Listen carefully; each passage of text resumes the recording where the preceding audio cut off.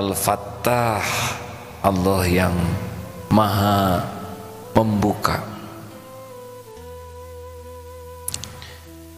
Jadi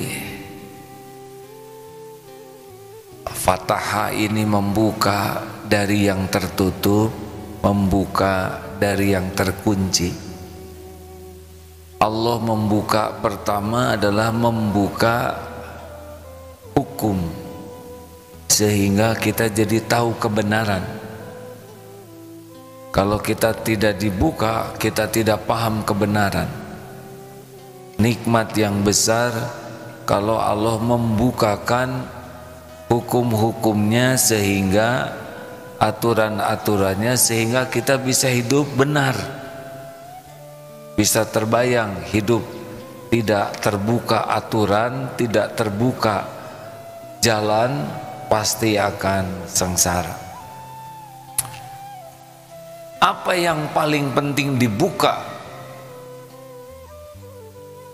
oleh Allah pada diri kita adalah hati. Dibuka sehingga kita bisa mengenal Allah Subhanahu wa ta'ala. Ini nikmat yang tidak ada bandingannya, dibukanya hati oleh Allah sehingga kenal dan yakin kepada Allah. Itu termahal. Karena mau dibukakan kekayaan, mau dibukakan kecerdasan, mau dibukakan kesehatan, mau dibukakan kemudahan, tapi hati tidak dibuka oleh Allah terhadap kebenaran, tidak ada yang bisa dinikmati dalam hidup dunia dan akhirat ini. Makanya betul-betul kita harus minta kepada Allah dibuka hati ini supaya bisa yakin kepada Allah Subhanahu wa ta'ala, supaya bisa mengerti di antara doanya, Allah maftah lana hikmatak. Kita minta dibuka oleh Allah, Allah maftah lana hikmatak, hikmah dari Allah, yaitu kebenaran yang Allah buka, juga hikmah dibalik takdir kejadian yang Allah tetapkan, itu ada hikmahnya. Kenapa kita kejeduk tembok, kenapa digigit anjing, kenapa motor hilang, kenapa jatuh dari sepeda, kenapa disepak kuda, tidak ada yang kebetulan itu. Semua terjadi dengan izin Allah dan pasti ada hikmahnya. Ada hikmah berupa kebenaran, ada hikmah berupa pemahaman di balik kejadian. Orang yang dibuka hikmah oleh Allah dari kejadian tenang. Kenapa dompet hilang? Buka oleh Allah. Oh iya, saya tidak bayar zakat, saya kikir sekali. Oh iya, uang saya sudah niat mau membeli sesuatu yang sesuatu itu akan membahayakan dunia akhirat saya. Alhamdulillah uang saya hilang sehingga saya tidak jadi beli. Banyak hikmah di balik kejadian. Ada yang ketika dimarah seseorang, dia langsung menangis, bukan sakit hati, tapi dia langsung ingat kemarahan dia kepada orang lain yang persis sama dengan dia dimarahi orang. Ketika dimarah ada yang sakit hati, tapi ketika dimarah orang ada yang nangis tobat. Kenapa? Dibuka hikmah di balik kejadian. Oh ya Allah, tadi di rumah saya marah, Engkau pasti menyaksikan.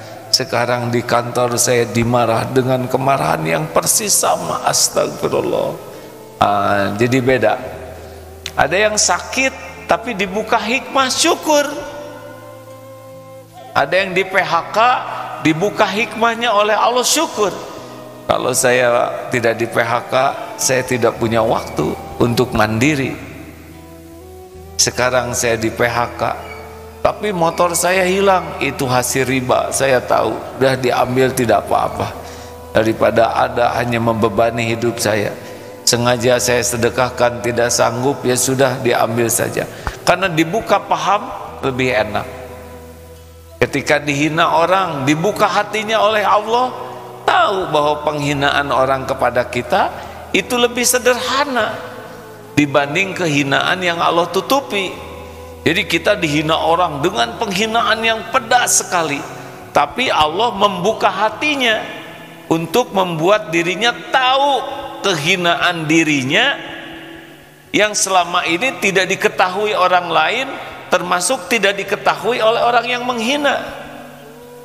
Orang menghina ini dibuka oleh Allah, tahu kehinaan diri, jadi sadar itu penghinaan orang itu cetek dibanding kehinaan dirinya. Tapi kalau tidak dibuka, oh sakit hati. Makanya harus betul-betul minta kepada Allah dibuka.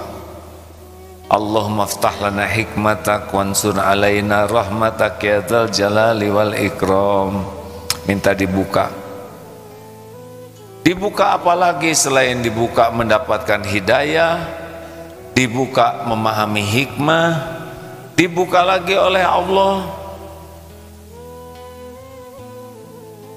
pikiran kita, tidak hanya mikir dunia, tapi dibuka oleh Allah wawasan kita sehingga berpikir jauh sampai ke akhirat nanti.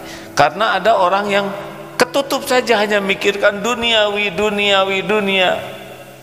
Dia tertutup untuk memikirkan bagaimana keadaan di kubur dia, bagaimana di yaumal hisab, bagaimana di akhirat. Ada yang tidak bisa kebuka tentang itu. Jadi yang dia cemaskan duniawi saja.